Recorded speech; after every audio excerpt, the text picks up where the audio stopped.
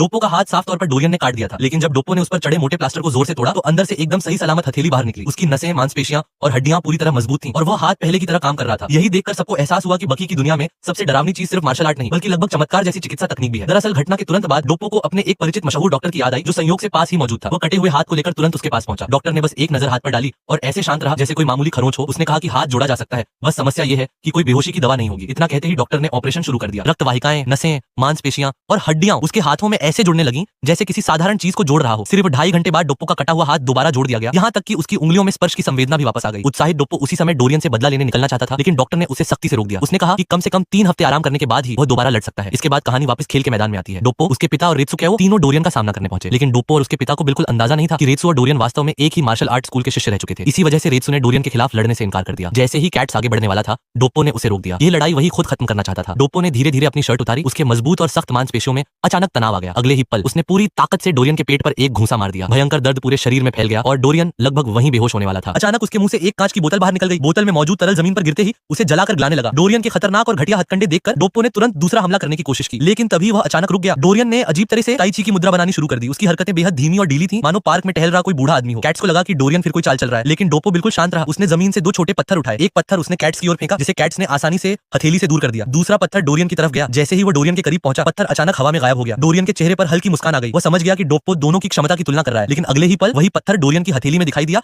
और उसने उसे अपनी मुट्ठी में पीसकर चूर कर दिया। फिर अचानक डोरियन ने डोप्पो की तरफ हमला कर दिया। डोप्पो एक पल के लिए चौंका, लेकिन अगले ही क्षण उसने दोनों हथेलियों से उसके हमले को रोककर उसे जोरदार तरीके से दूर फेंक दिया। इसके बाद जो हुआ वो पूरी तरह डोप्पो की एक तरफा पिटाई थी। डोरियन के पास पलटवार करने का कोई मौका ही नहीं था। वह लगातार मार खाता रहा। आखिरकार उसकी हालत इतनी खराब हो गई कि वह रोते हुए बुरी तरह चीखने लगा। सबको लगा कि यह भी डोरियन